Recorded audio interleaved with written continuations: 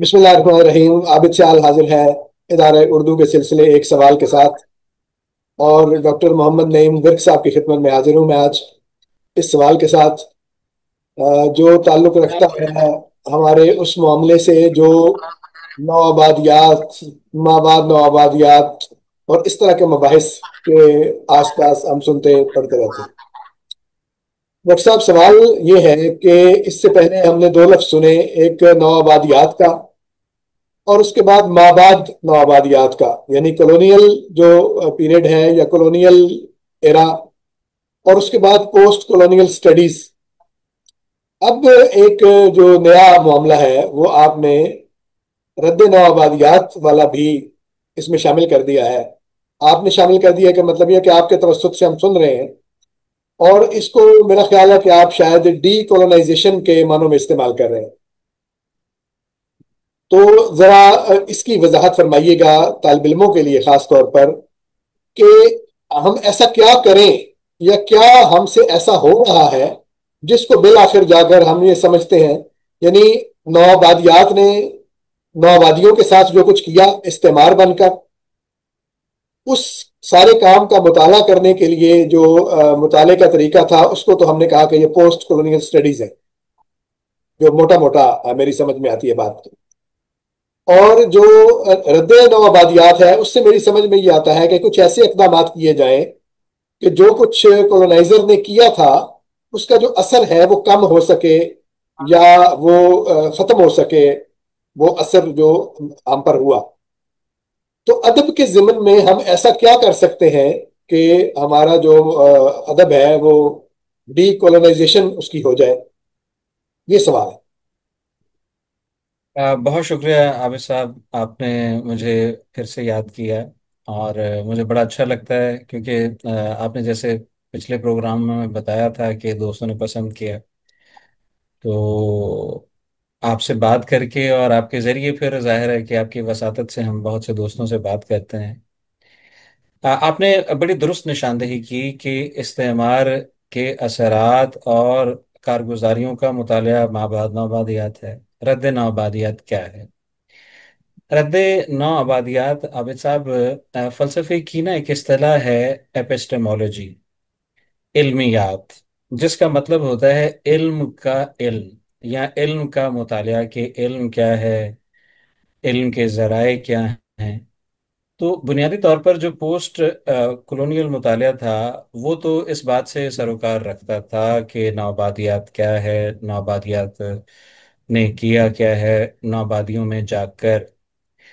रद्द नौआबादियात ये है कि जो एपिस्टेमोलॉजिकल वायलेंस एक किया है यूरोप ने, क्या किया है, उन्होंने इल्मी मुताले में कुछ ऐसी इस्तिलाहात मुतारिफ करवा दी हैं जिनको आफाकी हैसियत हासिल हो गई है, जिनके बारे में ये तस्वुर कर लिया गया है कि एक चीज़ होती है जिसको और ये पूरी दुनिया में एक ही तरह की कैटेगरी है। मैं मिसाल आपको देता हूँ, मसलन ये कि मजहब। अब मजहब का जब भी आपने मुताला करना है तो उसका एक डिसिप्लिन जो है वो बना दिया गया है, ठीक है। कुछ थियोलॉजिकल स्टडीज बना दी गई हैं, कुछ एंथ्रोपोलॉजिकल स्टडीज बना दी गई हैं रिलीजन की, कि रिलीजन एक कैटेगरी है। और उसके अच्छा, अब हुआ ये है कि मजहब, कौम, समाज, फर्द, इन सब इस्तलाहात को एक आफाकी नौइयत समझ लिया गया है। मसलन पॉलिटिकल इकोनॉमी में आम तौर पर फर्द को एक रैशनल, जो है ना, फर्द समझा जाता है कि वो एक रैशनल बंदा है और हमेशा रैशनल फैसला करता है। और रैशनल फैसले का मतलब होता है कि वो सबसे पहले अपनी बहबूद का ख्याल रखता है, और उस वो डिसीजन जब भी लेता है वो अपना सही गलत अच्छा बुरा भला सोचकर डिसीजन लेता है। रद्द नौआबादियात हमें ये बताती है कि नौ आबादियों के जितने भी मुताले मगरिब ने किए, उनमें ये एपिस्टेमोलॉजिकल वायलेंस था कि उनका तस्वुर मजहब और मजहब के मुताले का तरीक़ाकार, यानी मसीहियत का मुताला किस तरह किया जा सकता है, उन्होंने बईने ही उसी मॉडल को उठाया और उसका मुताला करना शुरू कर दिया। अफ्रीकी मज़ाहिब का, इस्लाम का, हिंदू मत का, ठीक है, और फिर जितने भी इतराजात कायम हुए, जो इतराजात कायम हुए कि किसी मजहब में जो है कोई मजहब पसमानदा है, किसी मजहब में सच्चाई की कमी है, किसी मजहब की कौन सी सूरत है, ठीक है, और जितनी कैटेगरीज बनी है ना, जैसे कि मोनोथियज्म है, या जो है, या इसके अलावा जो बाकी कैटेगरीज हैं, ये सारी की सारी दरअसल इन पर सवाल उठाने की जरूरत है।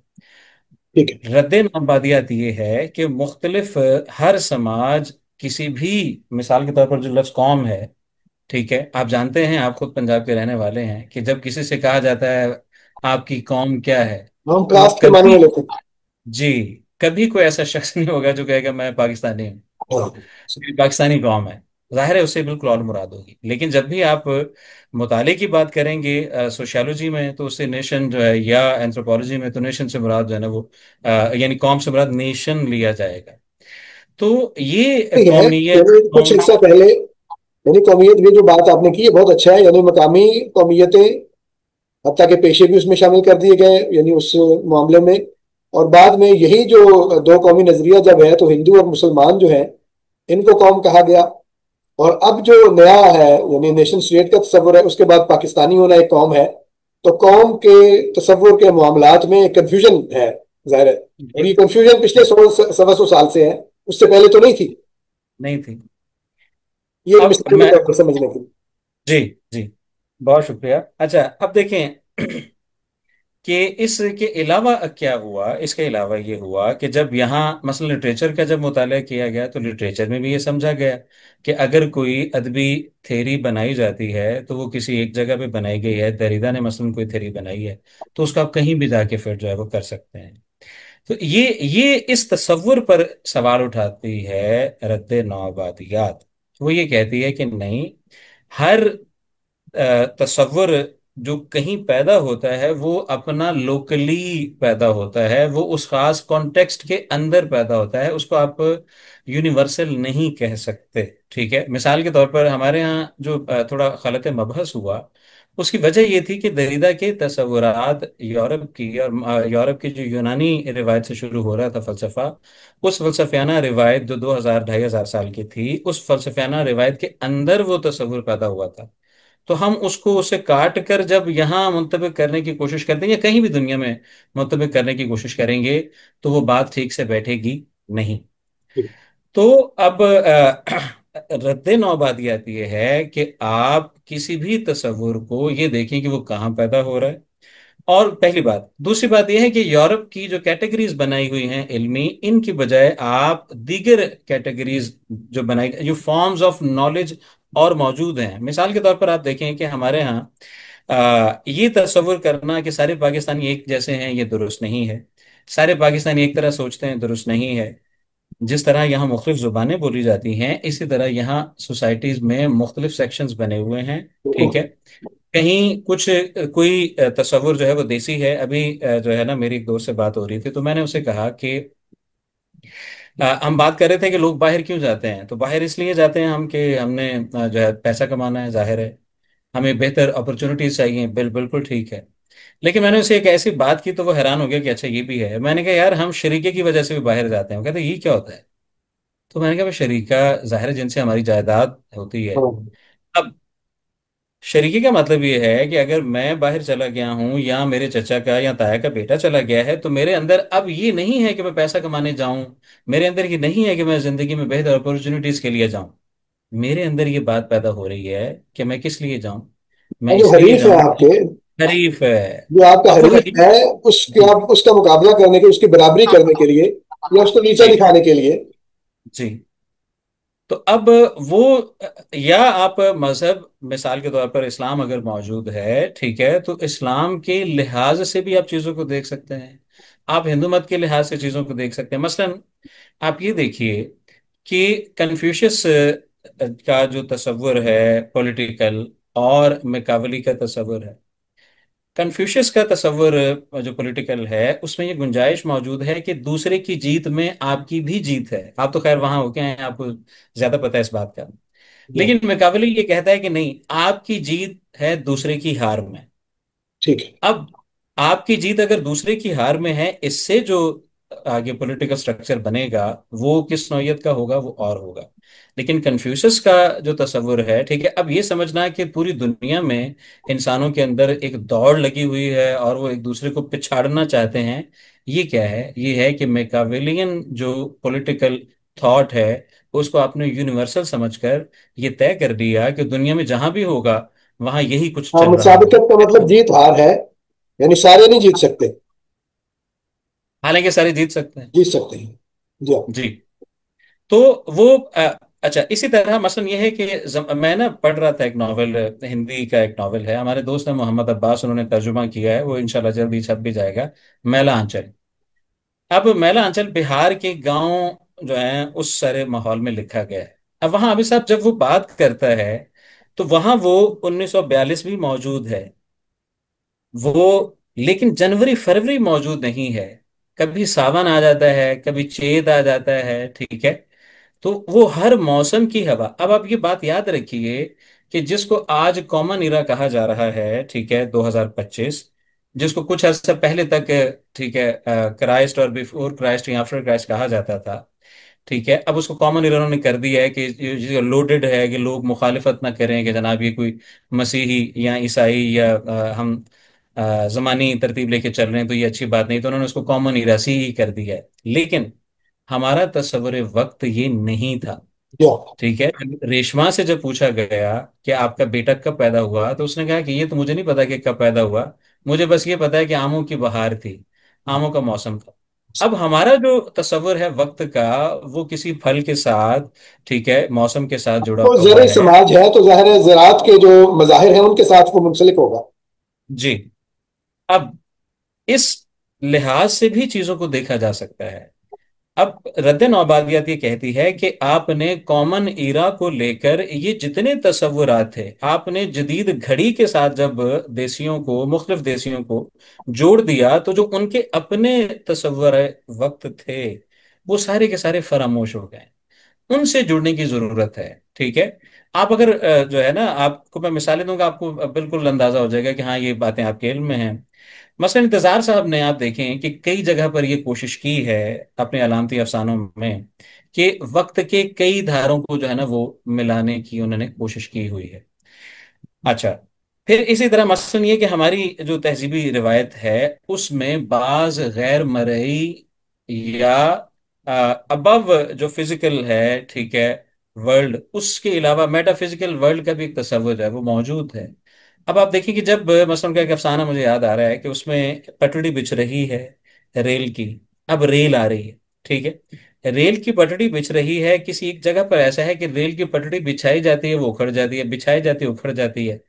अब मसला ये हो रहा है कि वो दिन को बिछा के जाते हैं, रात को खराब हो जाती है। मसला क्या था? मसला ये था कि वहां किसी बुजुर्ग का मजार था जिसको नजरअंदाज किया गया था। अब यह है कि बुजुर्ग का मजार जो है उसकी हुर्मत कायम रखनी है या नहीं रखनी है, ये एक अलग तस्वुर है। अब ये कि कोई शख्स जो है मसलन ये कि लेकिन वो कहे कि हमारे जनाब, कल्चर में मौजूद तो है ना। मौजूद था, मौजूद हमारे है, तो हम हमारे कल्चर में एक कदर के तौर पर ये मौजूद है, एक वैल्यू है। तो हमें उस मिलियू के अंदर भी उसको नजरअंदाज नहीं करना चाहिए। क्या है? जी ये हाँ, इररेशनल बात है, बिल्कुल। इररेशनल, ये इररेशनल नहीं है, ये अदर रैशनल बात है। जी हाँ। रद्द नौबादियात ये है कि रैशनल एक नहीं है, कई तरह की रैशनैलिटीज मौजूद हैं। जो मेरे लिए रैशनल है वो हो सकता है आपके लिए रैशनल ना हो, ठीक है। तो जैसे आपको याद होगा कि यूसुफ साहब ने लिखा था कि मुझे इस बात पर हैरत नहीं है कि लोग अमराज का इलाज तावीज गंडे से करते हैं, मुझे हाँ, हैरत इस बात की कि ठीक और भी हो ठीक भी जाते हैं। ठीक भी हो जाता तो अब वो जो ठीक होना है, ठीक है, जैसे आप जानते हैं ये कहा जाता है कि यकीन कामिल के पीर कामिल। है। तो वो यकीन या पीर का वो तसव्वुर जिसमें एक मेटाफिजिकल जो हस्ती है, ठीक है, मैं आपको एक मिसाल देता हूँ, पिछले दिनों एक दोस्त ने बताई। वो कहते हैं कि जनाब, हुआ ये कि एक बुजुर्ग मशहूर थे कि वो जो है ना दम करते हैं। तो अब वो दम जब करते हैं, ठीक है, तो किसी ने जो है बड़े जो थे, आप समझ लें अक्ल पसंद जो थे, ठीक है, रैशनलिस्ट थे, उन्होंने कहा ये कैसे हो सकता है कि कोई बंदा फूक मारे और उस फूक से ठीक हो, मैं इनको समझाता हूँ जाकर। तो वो आए उनको समझाने के लिए। अब जब उन्होंने एक दो बातें की तो जो बुजुर्ग थे उन्होंने बड़ा बुरा भला कहना शुरू कर दिया, गालियां देना शुरू कर दी, वो सख्त जो है खसियाने हो गए कि यार ये क्या है, मतलब मैं इस बंदे से बात करने आया हूं और ये बदतमीजी इसने कर दी। खैर वो चले गए। लेकिन फिर 2-4 दिन बाद उनके दिमाग में यही बात कि चलो समझाना चाहिए फिर आगे। जब आए तो अब की बार उनका, हाँ सुबहान अल्लाह जनाब, क्या बात है, आप तशरीफ लाए हैं, इतने बड़े साहिब आए हैं, अरे आइए जनाब, ये वो। अब वो जो तबीयत का इनकबाज था वो ज्यादा रहा। तो उन्होंने कहा कि हुजूर देखिए, मैंने आपसे सिर्फ और सिर्फ चंद सख्त सुस्त जुमले कहे, तो आपकी तबीयत पर इतना असर हो गया। और मैंने जब आपकी आवभगत की तो आपकी तबीयत हशाश बशाश हो गई। तो अब लफ्जों ये का तो असर है। मेरे लफ्जों का असर है, मेरे लहजे का इतना असर है, तो दम का असर कितना होगा आप इसी से अंदाजा लगा लीजिए। अब अफ्रीका मिसाल के तौर पर, अफ्रीका में जो खुदा का तस्वर है, आप उसको अगर इब्राहिमी रिवायत के तनाजुर में देखेंगे तो जाहिर है कि ये दुरुस्त बात नहीं होगी, ये नहीं है दुरुस्त बात। तो अब रद्द नौबादियत ये कह रही है कि आप किसी कल्चर को समझने के लिए एक बड़ा कल्चरल मॉडल लेकर न परखें। ठीक है, अगर कहीं पर मुर्गे या बटेर लड़ाए जा रहे हैं, या कहीं पर मजहब में गीत शामिल है, तो आप ये ना समझें कि ये लहव लहब है और ये क्या हो रहा है जनाब, देखें, तौबा इस्तगफार। ये तमाम वो तस्वुरात जो यूनिवर्सल या आफाकियत के तहत अ, और दरअसल होता क्या है कि मैं आफाकी हूं, इसकी एक बड़ी जो एग्जांपल है ना, मैं आपसे अर्ज कर रहा हूं, अगर जब पोस्ट कॉलोनियल हवाले से ही है, लेकिन वो हमें किताब जरूर पढ़नी चाहिए। वो है दीपेश चक्रवर्ती की प्रोविंशलाइजिंग यूरोप। तो यूरोप जो एक आइडिया है, ठीक है, उस आइडिया की बजाय, ठीक है, हम जब मिसाल के तौर पर उन्होंने जो मिसालें सारी ली वो बंगाल से ली, क्योंकि खुद जाहिर है कि बंगाल में पले बढ़े थे, ठीक है। तो वो बंगाल बंगाल एक कैटेगरी, ठीक है, और ये तस्वुर कि किसी बंदे की एक जुबान होती है, किसी कौम की एक जुबान होती है, किसी मुल्क की एक जुबान होती है, ठीक है, ये सारे तस्वुरात जो हैं इनको चैलेंज करने की जरूरत है। और किसी भी तस्वुर को जामिद नहीं समझना चाहिए। मसलन एक हमारे यहाँ तस्वुर है रिवायत का। अब रिवायत क्या, रिवायत जो है वो हमेशा से एक ही रही है? नहीं, मुख्तलिफ रिवायतें हैं।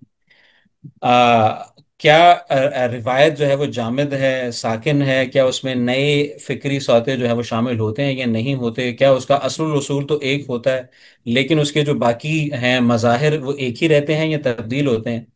तो इन सब चीजों पर गौर करने की जरूरत है। इसी तरह अब साहब एक और जो पहलू है वो ये है कि जो ट्रांसलेशन की ट्रांसलेशंस की, हमारे पिछले प्रोग्राम में हमने जो है ना इस पर बड़ा जोर दिया था कि उर्दू को आलमी सतह पर अगर हमने फैलाना है तो फिर उसके तराजम करने पड़ेंगे।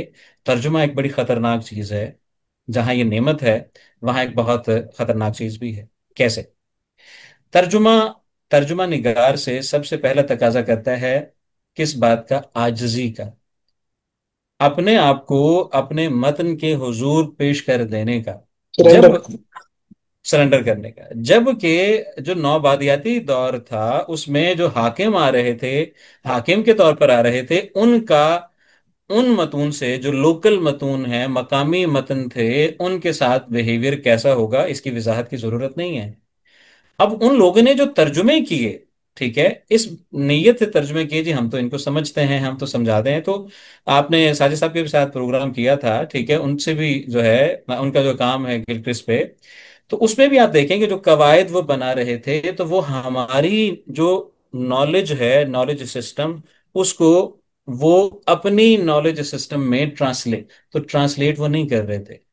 नॉन ट्रांसलेशन यानी बाज इस्तेलाहात को वैसे ही कबूल कर लेता है, ये नॉन ट्रांसलेशन होता है। बाज को समझे बगैर आप तर्जुमा करते हैं, समझे बगैर तर्जुमा करते हैं, और बाज का अधूरा तर्जुमा करते हैं। मिसाल के तौर पर गिलक्रिस्ट साहब को ये बड़ा एतराज है कि देखें, अरबी है, अंग्रेजी है, तो उसमें आर्टिकल मौजूद है, तो अरबी में अल आप लगाएं तो वो खास बन जाता है, नकरा मारिफा बन जाता है। अंग्रेजी में दी लगाने से बन जाता है। तो उर्दू कैसी बदकिस्मत जुबान है कि इसमें आर्टिकल नहीं है, तो हाँ इससे क्या फर्क पड़ता है? नहीं है। हाँ, नहीं हर नहीं। जुबान अगर मुख्तलिफ अगर है। अगर गिलक्रिस्ट से पहले ये जुबान सारे काम सरंजाम दे रही थी, तो इस जी जी जी जी। एहसास दिलाने के बाद क्या हो गया? हाँ हाँ उसके हाँ, बाद अब देखें, अब ये कि मॉडल आपने मॉडल बना लिया ना मॉडल बना, अंग्रेजी का, बिल्कुल कि सही कहा आपने। अंग्रेजी में आर्टिकल होता है, तो जिस जुबान में आपको आर्टिकल मिले वो अच्छी होती है, जिसमें नहीं हो हाँ, नहीं होती है वो खाम होती है। चले हम कहते हैं खाम, तो खाम नहीं है। तो जो वास्तव। डाइवर्सिटी है, रद्द नौबादियात क्या करती है, उस डाइवर्सिटी को कबूल करती है। वो बताती है कि इल्म का कोई एक तस्वुर या इल्मियात की कोई एक शक्ल लेकर चलना दुरुस्त रवैया नहीं है। ठीक है। कोई आफाकियत नहीं है। हर इल्म किसी खास जगह पर प्रोड्यूस होता है, तो वो कॉन्ट्रेक्चुअलाइज्ड होता है अपने खास पस मंजर और साको सबक के अंदर। उसको वैसे ही समझना चाहिए। जब भी कभी आप किसी थ्योरी को एक से दूसरी जगह ले जाएंगे तो आपको उसमें अल्ट्रेशंस करना पड़ेंगी। उनको बहीने ही आप ले जाकर मुंतबिक नहीं कर सकते, ठीक है। और हमारी जो मकामी हैं तस्वुरात, उनको इज्जत देने की, एतमाद देने की, और उनके जरिए चीजें, मिसाल के तौर पर जो हमारा तस्वुर इंसान है, वो कोई रैशनल तस्वुर इंसान के मुताबिक नहीं है। और इससे कोई फर्क नहीं पड़ता कि हम जो है वो इंसान को सिर्फ, क्योंकि हमारे लिए इंसान के कई दर्जे हैं, इंसान के अंदर उसकी कई शख्सियतें हैं। तो वो रैशनल भी है, यानी उसका एक पहलू रैशनल होना है, वो कुल्ली तौर पर सिर्फ रैशनल नहीं है। वो उसके साथ साथ इमोशनल भी है, इमोशनल भी है, और उसके इमोशंस को हम पसंदाज नहीं कर सकते, नजरअंदाज नहीं कर सकते, ठीक है। उसका किसी बरतर कुव्वत पर यकीन है, उसको हम नजरअंदाज नहीं कर सकते। जी प्लीज, आप कुछ कहने लगे जी, थे। मैं ये गुजारिश करने लगा था आखिर पे आते हुए कि जब भी कोई नई बात आती है, जैसे अभी आप बात कर रहे हो तो मतलब नई है, मेरे लिए भी नई है, जाहिर है मेरे जैसे जो दूसरे इब्तदाई दर्जे के तालिब इल्म हैं उनके लिए नई बात है ये। जब कोई नई बात आती है तो उसमें बड़ी अट्रैक्शन हमें महसूस होती है कि ये कि देखिए कैसी उम्दा बात है और कैसी अच्छी बात थी। लेकिन जब जैसे ही कुछ अरसा गुजरता है, मतलब जितने ये नए मबाहिस आए, जब शुरू शुरू में हम सुनते हैं तो ऐसा लगता है कि ये बड़े अट्रैक्टिव हैं, बहुत अच्छे हैं, ये हमारा मसला हल कर देंगे। थोड़ा वक्त गुजरता है तो पता चलता है कि वो भी एक ट्रैप था, और उससे आगे एक और मामला खड़ा हुआ है। तो क्या इस तरह की भी किसी, यानी वैसे तो हमारे यहाँ रिवाज है साजिशी थ्योरियां सोचने का और ये वो, लेकिन जाहिर है आप एक जेरिक तालिब इल्म है अदब के, तो आप इस हवाले से भी देखते हैं कि ये जो तस्वुर आया है, क्या इसका कोई ऐसा पहलू भी है जो जिसको हम कह सके कि वो मनफी पहलू है, या जिसमें कोई खराबी का मामला भी हो? क्योंकि अभी तक जो आप बातें बता रहे हैं ये तो बड़ी अच्छी अच्छी मुस्बत मुस्बत नेक नेक बातें हैं। तो आज की निशस्त को नहीं की रहने दें। उसमें अभी सब एक जो बात है ना, वो हाँ, ये है। तो एक आध बात कर दे, फिर अच्छा, मैं करता हूँ, मैं तफसील करता आगे हूँ। इंशाल्लाह। जी जी जी। बात ये है कि ये जो तस्वुर है ना रद्द नौबादियात का, ठीक है, इसमें एक खदशा बाहर के रहेगा, ठीक है ना। हमारे यहाँ जो कोशिशें हुई नौबादियात के खिलाफ जदोजहद की, उसमें एक ऑर्थोडॉक्सी भी पैदा हुई, मैं आपको शेयर कर रहा हूँ, ठीक है। और एक थोड़ी खतरनाक बात करने वाला हूँ। वो ये है कि हम जब, जैसे, ठीक है, हाल ही ने जो पिक्चर पेश की ना कि सर सैयद की नस्र जो है वो हमवार नहीं है, तो उसका एक जवाब, एक सबब उन्होंने पेश किया कि जनाब, जब किसी के घर को आग लगी आग हो, लगी होती है तो वो वो जाहिर उबारेगा तो वो ये थोड़ा कहेगा कि मैं अपनी जुबान फसी और जो है। है बड़ी तरतीब से बोलूं और जी अच्छा जी। अल्फाज, तो वो जैसे उसके आएगी, जो बात उसके दिमाग में आएगी। सर और सैयद जैसे, के फीकेपन का एक जवाब पेश किया उन्होंने। जी जी। अब उसमें यह है कि उसी इस्तारे को, उसी एनालॉजी को मैं जो है लेके चलता हूं, तो हम जब नौबादियात का सामना करते हैं तो हम भागते हैं फौरन, हम भागते हैं। तो हमें जो बहुत करीब बात लगती है, ठीक है, वो होती है आमतौर पर कि हम मजहब में जो है वो पनाह लेते हैं। अच्छा, अब इस वक्त जितने भी मजहबी बयानिए मौजूद हैं, ठीक है, उनमें एक बात हमें याद रखनी चाहिए कि जो इस वक्त हम ट्रेडिशन दरियाफ्त कर रहे हैं, जब आप हाल में बैठकर माजी को दरियाफ्त करने लगते हैं, तो वो हाल की नजर से होता है, आपकी पोजीशनिंग हाल में है, आपका सवाल हाल में है, आपके सवाल का रुख हाल में है, उसकी जरूरत हाल में है। इसलिए जब आप किसी मजहब को, मजहबी रिवायत को, वो कोई भी मजहब हो, ठीक है, मिसाल के तौर पर आप देखें ना इंडिया में क्या हो रहा है, ठीक है, कि वो कह रहे हैं कि हिंदू मत, अच्छा दिलचस्प बात यह है कि ये हिंदू मत एक खास और यूनिफाइड मजहब के तौर पर जो है ये दरियाफ्त कॉलोनियल दौर की है। जी उससे हाँ। पहले रिवायात थी। अच्छा खैर, तो अब यह है कि वो हमने साइंस जो है उसमें जो आज इजादात हो रही है वो हम बहुत हजारों साल पहले कर चुके थे, ठीक है। तो कौन से युग में हम क्या क्या कर, अब ये जो कौन से युग में क्या क्या है ना, ये खतरा मौजूद है ठीक है। कि जब आप नौबादियात को रद्द करने जाते हैं, तो बाज़-औक़ात आप किसी ऐसी ख्याली दुनिया में चले जाते हैं जो इस वक्त आपके फौरी तौर पर कारामद है या नहीं है, ये सवाल जो है वो बहुत अहम हो जाता है। दूसरी बात कि हमें जो बहुत ज्यादा बचना है, वो बचना है सियासी इस्तेमाल करने वालों से।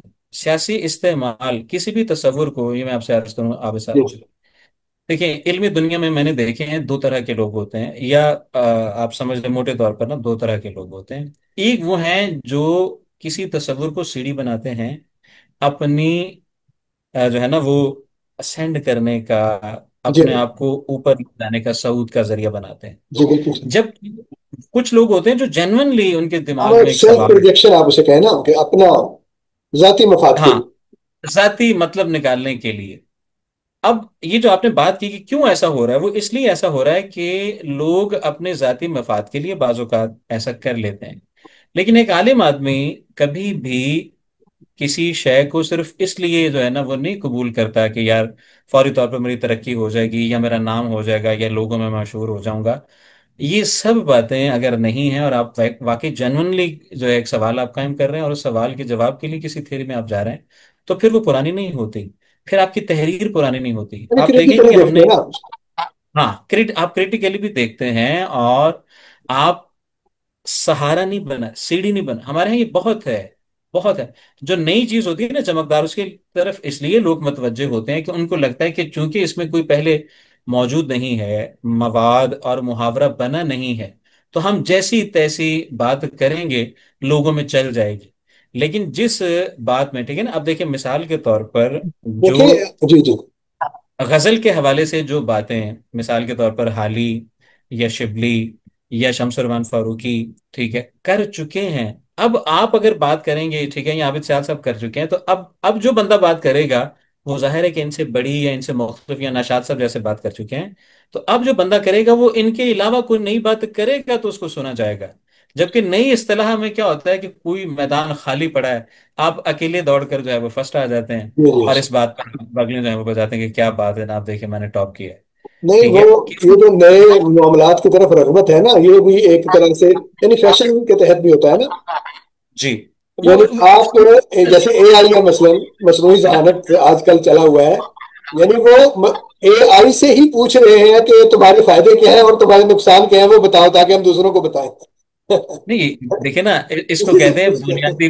हमें असल में हमें बड़ी पक्का करवाया गया ना, अभी साहब, हम एमए में बताया गया है, एमफिल में, पीएचडी में, बुनियादी माखज से रजू करना। तो हमें तो यही लगता है कि यार हाँ बुनियादी माखज जो एआई का एआई ही है। हाँ, नहीं, अच्छी तो बात तो यही है कि उसी से पूछ लिया जाए कि बता दो कि तुम्हारे फायदे क्या हैं और तुम्हारे नुकसान क्या हैं, ताकि हम उसको बता दें दूसरी दुनिया को कि ये क्या है ठीक तुम्हारा। है ना वो। ये आपने असल में बात ये है, देखें, जो मेरा तालिब इल्माना एक कमेंट इसको कह लें या राय समझ लें इसको, कि आप जितने इल्म पढ़ते हैं, जितना आप तजर्बा हासिल करते हैं, जितना मुशाहिदा आप करते हैं, वो बुनियादी तौर पर आप अपने मौक़िफ़ को वाजे करने के लिए, उसे पॉलिश करने के लिए, उसे बेहतर बनाने के लिए, अपने नुक्ता नज़र को समझने के लिए, अपने लिए वो सब कुछ करते हैं। जब आप दूसरे को बताते हैं तो फिर आप अपना नुक्ता नज़र बताते हैं, जो आपने उन तमाम उलूम की मदद से पॉलिश किया हुआ होता है। अगर आप दूसरी जगह, एक जगह से पढ़कर उसको दूसरी जगह बता देते हैं, तो इसका मतलब है कि आप अपने लिए नहीं कर रहे, वो दूसरे को बताने के लिए कर रहे हैं, तो उसका फायदा भी उतना ही होगा, आपको उसका फायदा कोई नहीं होगा। तो लिहाजा नक्काद की या थिंकर की या मुफक्किर की या एक सोचने समझने वाले आदमी की अपनी पर्सनैलिटी सोचने वाले आदमी के तौर पर बड़ी नहीं होती, बल्कि आप करियर बन जाते हैं। तो इसी वजह से जो है ना मामलात जो हैं वो शेकी हैं ज्यादा हमारे हाँ, इल्मी समाज में। उसमें एक जो अब मैंने रुझान अभी सब देखा है, वो ये है कि जल्दी बहुत है, जी हाँ, जल्दी बहुत। बहुत जल्दी है। अब एक बंदा जिसकी उम्र 55 साल है और वो 5 साल बाद रिटायर होने वाला है, वो अगर कोई थोड़ा बहुत हो ना कि यार बस अब मेरा वक्त अब खत्म होने वाला है, तो मैं जितना काम कर लूं या हाँ, ये बता दूं, सही। अच्छा है। लेकिन मुसीबत यह है कि 25 साल वाला कहता है कि मैंने आज मुझे बात मालूम हुई है तो हाँ, मैंने अगले लम्हे उसको बताना है। वो सही है, सही। होता ये है, जो बात आप कर रहे हैं ना, ये बहुत ही पते की बात है कि कोई बात आपने पढ़ी, उसको जज्ब किया, अब जज्ब जब तक आप अपने अंदर नहीं करेंगे, उस अपने दिमाग की कठाली में उसे पकाएंगे नहीं, तब तक वो बात आपको जो है ना वो आपकी बनेगी नहीं। और बात आपकी तब बनती है जब आप अपने इर्द गिर्द फैली मिसालों को उसके जरिए हल करना शुरू करते हैं। तो हल तभी आप करेंगे ना जब आपको बात पूरी समझ आएगी।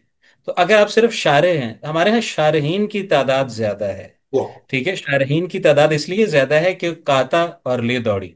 तो ये असल में वो भी बहुत शायर होना भी एक काम था, वो भी अगर अच्छे तरीके से होता तो चलो वो भी एक खिदमत होती।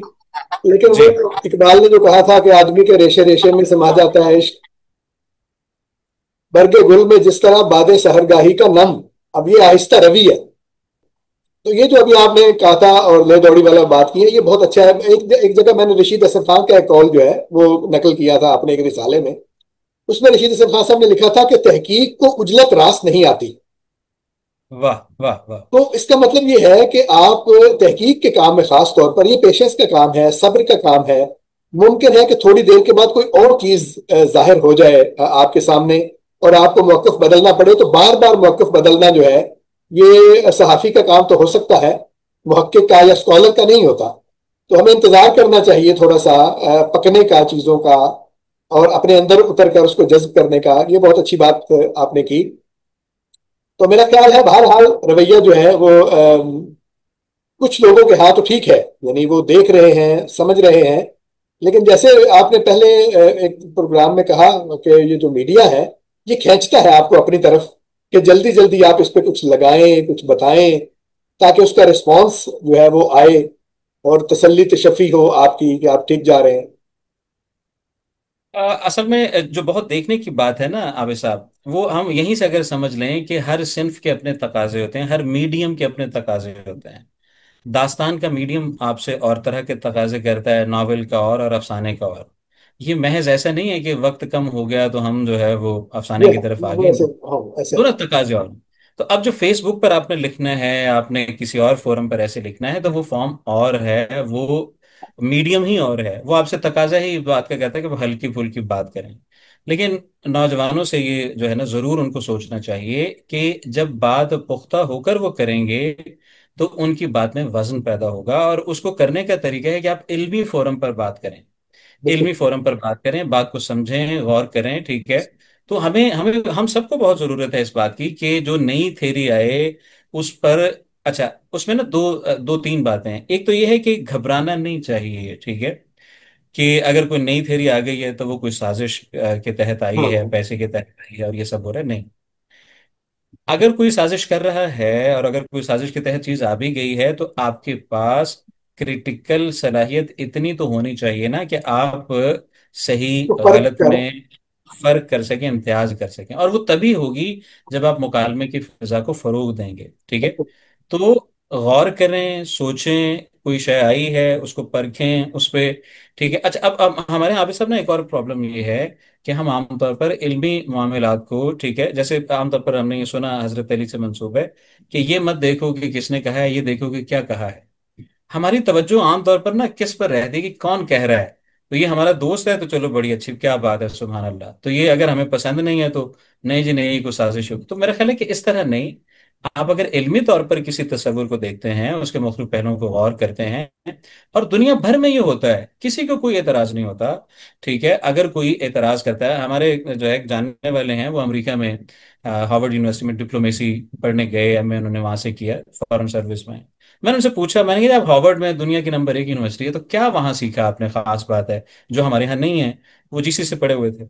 तो उन्होंने कहा कि यार हुआ ये कि वो डिप्लोमेसी पढ़ा रहे थे हमारे उस्ताद। तो और वहाँ दुनिया में सबसे ज्यादा नोबेल लॉरिएट उस एक यूनिवर्सिटी में मौजूद हैं इस वक्त।